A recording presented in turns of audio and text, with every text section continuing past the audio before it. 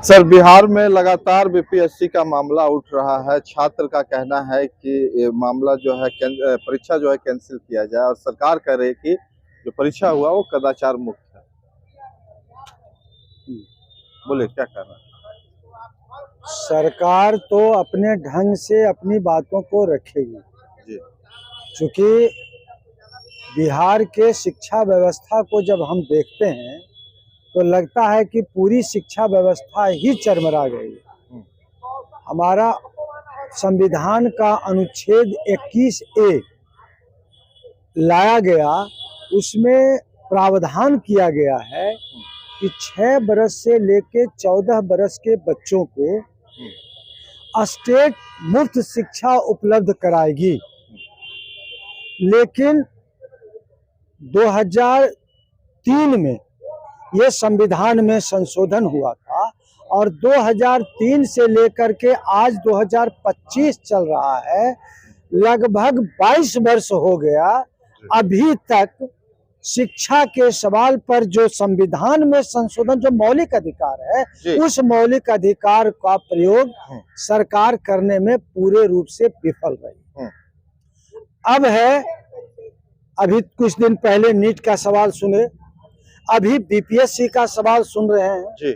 और इस तरह से पूरे बिहार में जो परीक्षाएं ली जाती है, जो कदाचार वहां है, चाहे परीक्षा पत्र के माने प्रश्न पत्र और उसके उत्तर पुस्तिका के एग्जामिनेशन का सवाल हो या परीक्षा लेने का सवाल हो, यदि कहीं भी कदाचार रहता है या पढ़ाई का सवाल हो, अभी बिल्डिंग तो कुछ दिख रहे हैं, लेकिन जितने शिक्षकों की जरूरत है और योग्य शिक्षकों की जरूरत है, उसको सही ढंग से नहीं कराया जा रहा है। तो इस तरह से पूरी शिक्षा व्यवस्था को जो ये सरकार बर्बाद कर रही है, ये काफी दुखद बात है और सरकार को आम लोगों के पक्ष में संवेदनशील होना चाहिए।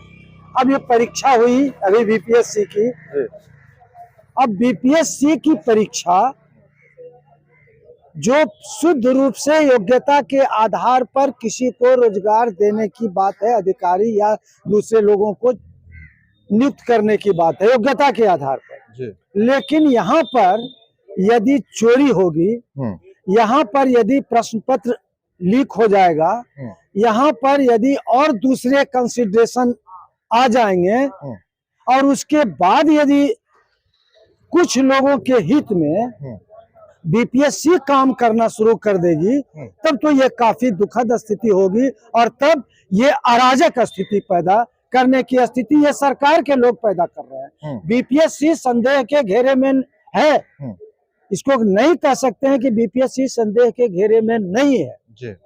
अब है तत्काल, मैं पीछे की बात थोड़ा सा बाद में करूंगा।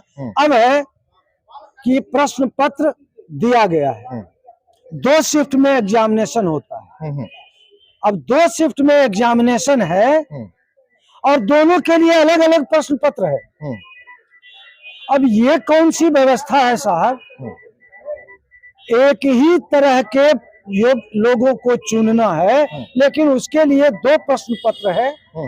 अब दोनों प्रश्न पत्र के माध्यम से जो उत्तर दिया गया, संभव है कि कोई प्रश्न पत्र हल्का होगा, कोई प्रश्न उसमें भारी होगा या कठिन होगा। तो ऐसे स्थिति में जो आप समान रूप से योग्य व्यक्तियों को चुनने की बात करते हैं, ये कभी संभव नहीं हो सकता, क्योंकि एक प्रश्न पत्र रहेगा, उसमें लोग जो उत्तर देंगे उसके आधार पर योग्य व्यक्तियों का, योग्य विद्यार्थियों का चुनाव होगा, तो ये बेहतर दशा होगी। इसलिए यही सिर्फ मुद्दा, और बातों को मैं छोड़ देता हूँ, हम सिर्फ यही समझता हूँ कि ये जो मुद्दा है ये सबसे विपरीत मुद्दा है और ये योग्यतम व्यक्तियों को वहां जगह नहीं देने का मुद्दा है। इसलिए बीपीएससी जो परीक्षा कंडक्ट की है वो गलत तरीके से एक नियम बना करके कि हम 2 शिफ्ट में परीक्षा लेंगे और दोनों अलग अलग प्रश्न पत्र के माध्यम से लेंगे,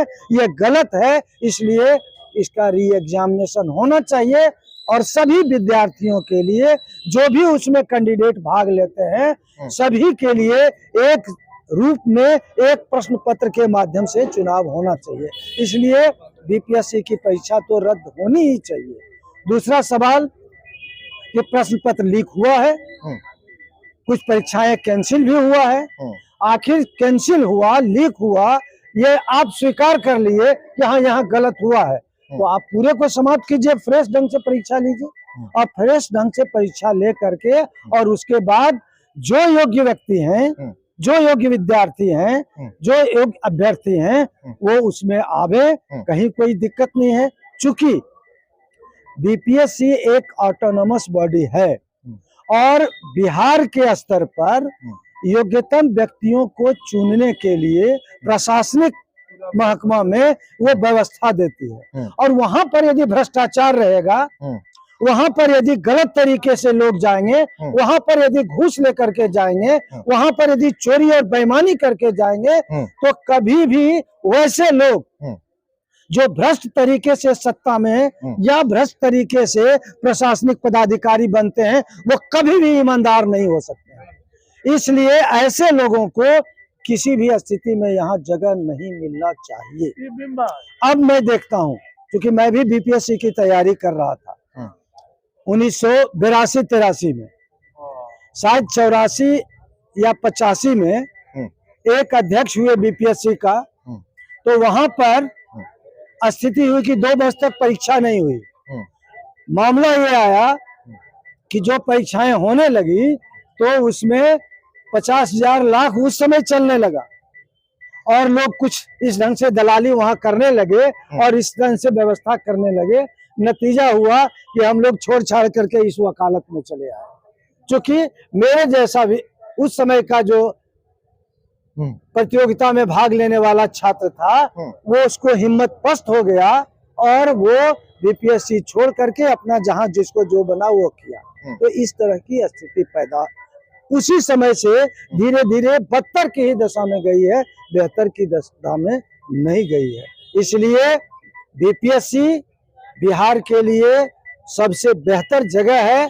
इसलिए यहाँ पर एकदम पारदर्शिता के साथ और निष्पक्ष रूप से वहां पर योग्यतम व्यक्ति का चुनाव किया जाना चाहिए।